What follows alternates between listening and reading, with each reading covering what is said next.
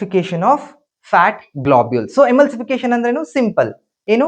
Breaking down of fat globules which are in bigger size into small fat granules ಅಂತ ಹೇಳ್ತೀವಿ. So ದೊಡ್ಡ ದೊಡ್ಡ fat ಗ್ಲಾಬ್ಯೂಲ್ಸ್ ಏನಿದೆ ಅದು ಬ್ರೇಕ್ ಆಗುತ್ತೆ, ಚಿಕ್ಕ ಚಿಕ್ಕ ಫ್ಯಾಟ್ ಗ್ಲಾಬ್ಯೂಲ್ಸ್ ಆಗಿ ಕನ್ವರ್ಟ್ ಆಗುತ್ತೆ. ಅದನ್ನ ನಾವು ಎಮಲ್ಸಿಫಿಕೇಶನ್ ಅಂತ ಹೇಳ್ತೀವಿ. ಮುಗೀತಾ?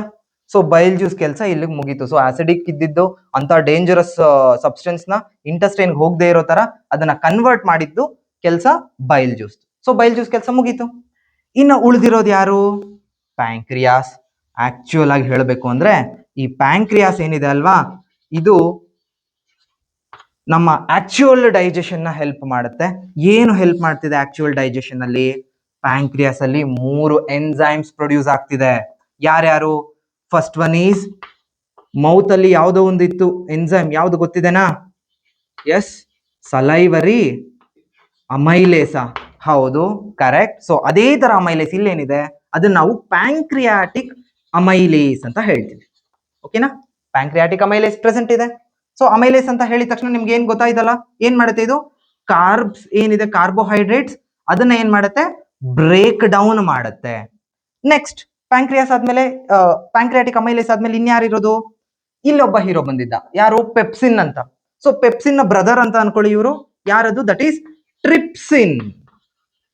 ಸೊ ಟ್ರಿಪ್ಸಿನ್ ಅನ್ನೋ ಟರ್ಮ್ ಬಂದಿದ್ಯಾ?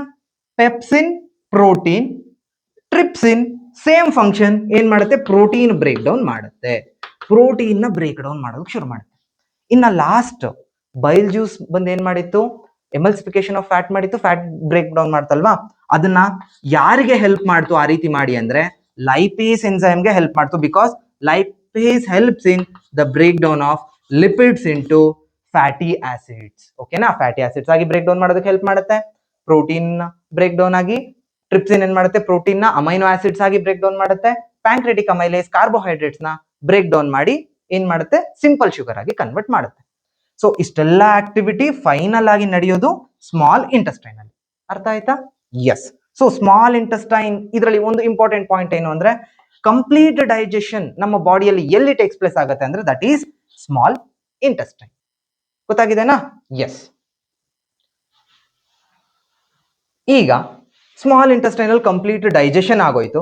ಬಟ್ ನಮ್ಮ ಟಾಪಿಕ್ ಅಲ್ಲಿ ನ್ಯೂಟ್ರಿಷನ್ ಅಂತ ಮೆನ್ಷನ್ ಮಾಡಿದ್ವಿ. ಸೊ ನ್ಯೂಟ್ರಿಯೆಂಟ್ ಸಿಕ್ತಿದೆ ಹೌದು, ಬಟ್ ಬಾಡಿಗೆ ಕಳಿಸೋರು ಯಾರು?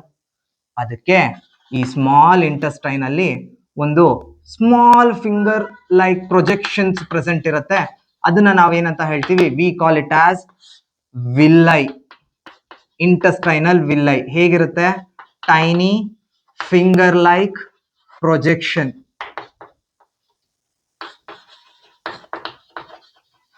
So tiny finger like projection ಇದೆ. ಇದೇನ್ ಮಾಡುತ್ತೆ? It absorbs the nutrients. So small intestine ಅಲ್ಲಿ ಏನಿರುವಂತಹ ನ್ಯೂಟ್ರಿಯೆಂಟ್ಸ್ ಏನಿದೆ ಅಲ್ವಾ, ಅದನ್ನೆಲ್ಲ ಅಬ್ಸಾರ್ಬ್ ಮಾಡ್ಕೊಳ್ಳುತ್ತೆ. ಅಬ್ಸಾರ್ಬ್ ಮಾಡಿ ಯಾರಿಗೆ ಕಳಿಸುತ್ತೆ? ಸೊ ಇದ್ರ ಫಂಕ್ಷನ್ ಅಬ್ಸಾರ್ಪ್ಷನ್. ಅಬ್ಸಾರ್ಬ್ ಮಾಡಿ ಯಾರಿಗೆ ಕಳಿಸ್ತಾ ಇದೆ? It sending it to the blood stream. So blood ಗೆ ಬಂತು. ಅಂಡ್ ನಿಮ್ಗೆ ಗೊತ್ತಿದೆ ಬ್ಲಡ್ ಬಾಡಿ ಫುಲ್ ಫ್ಲೋ ಆಗುತ್ತೆ. ಸೊ ಈ ನ್ಯೂಟ್ರಿಯೆಂಟ್ಸ್ ಕೂಡ ನಮ್ಮ ಬಾಡಿ ಫುಲ್ ಫ್ಲೋ ಆಗ್ತಾ ಇರುತ್ತೆ. ಫ್ಲೋ ಆಗ್ಬೇಕಾದ್ರೆ ಏನಾಗುತ್ತೆ? ಅದಕ್ಕೆ ಯಾವ ಯಾವ ಸೆಲ್ಸ್ ಇದೆ ಆ ಸೆಲ್ಸ್ಗೆ ಯಾವ ಯಾವ ನ್ಯೂಟ್ರಿಯೆಂಟ್ಸ್ ಬೇಕು ಅದೆಲ್ಲ ಅದರಿಂದ ರಿಸೀವ್ ಮಾಡ್ಕೊಳ್ಳುತ್ತೆ. ಸೊ ಇಲ್ಲಿಗೆ ಡೈಜೆಷನ್ ಮುಗೀತಾ? ಹೌದು ಸರ್, ಮುಗೀತು. ಸೊ ನ್ಯೂಟ್ರಿಯೆಂಟ್ಸ್ ನಮಗೆ ಬೇಕಿತ್ತು, ನ್ಯೂಟ್ರಿಯೆಂಟ್ಸ್ ಕೊಟ್ಟಾಯ್ತು, ಅಲ್ಲಿಗೆ ಮುಗೀತು. ಬಟ್ ಅದ್ರ ಲಾರ್ಜ್ ಇಂಟೆಸ್ಟೈನ್ ಮತ್ತೆ ಏನಷ್ಟೇನು ಹೇಳಲೇ ಇಲ್ವಲ್ಲ? ಎಸ್. ಸೊ ಲಾರ್ಜ್ ಇಂಟೆಸ್ಟೈನ್ ಏನಿದೆ ಈಗ ಫುಲ್ ಕಂಪ್ಲೀಟ್ ಆಗಿ ಸ್ಮಾಲ್ ಇಂಟೆಸ್ಟೈನ್ ಕೆಲಸ ಎಲ್ಲ ಮಾಡಿ ಮುಗಿಸಿ ಆದ್ಮೇಲೆ ಇನ್ನ ಲಾರ್ಜ್ ಇಂಟೆಸ್ಟೈನ್ ಏನಿರುತ್ತಲ್ಲ, ಈ ಲಾರ್ಜ್ ಇಂಟೆಸ್ಟೈನಿನ ಕೆಲಸ, ನಾವು ಫುಡ್ ಅಲ್ಲಿ ಎಷ್ಟೆಲ್ಲ ನ್ಯೂಟ್ರಿಯೆಂಟ್ಸ್ ತಗೊಂಡ್ವಿ, ಬಟ್ ಫುಡ್ ಅಂತ ಹೇಳಿದ್ಮೇಲೆ ಅದರಲ್ಲಿ ವಾಟರ್ ಕಂಟೆಂಟ್ ಕೂಡ ಪ್ರೆಸೆಂಟ್ ಇರುತ್ತೆ. ಹೌದಾ? ಸೊ ಆ ವಾಟರ್ ಕಂಟೆಂಟ್ ಅಲ್ಲಿ ಎಕ್ಸೆಸ್ ವಾಟರ್ ಏನು ಪ್ರೆಸೆಂಟ್ ಇರುತ್ತೆ ಅದನ್ನ ಅಬ್ಸಾರ್ಬ್ ಮಾಡ್ಕೊಳ್ಳೋ ಕೆಲಸ ಲಾರ್ಜ್ ಇಂಟೆಸ್ಟೈನ್ ಅಬ್ಸಾರ್ಬ್ ಮಾಡ್ಕೊಳ್ಳುತ್ತೆ. ಅದಾದ್ಮೇಲೆ ಇನ್ನ ಉಳಿದಿರುವಂತಹ ಅನ್ಡೈಜೆಸ್ಟೆಡ್ ಫುಡ್. ಸೊ ಎಲ್ಲ ಕಂಪ್ಲೀಟ್ ಆಗಿ ಡೈಜೆಸ್ಟ್ ಆಗೋಯ್ತು.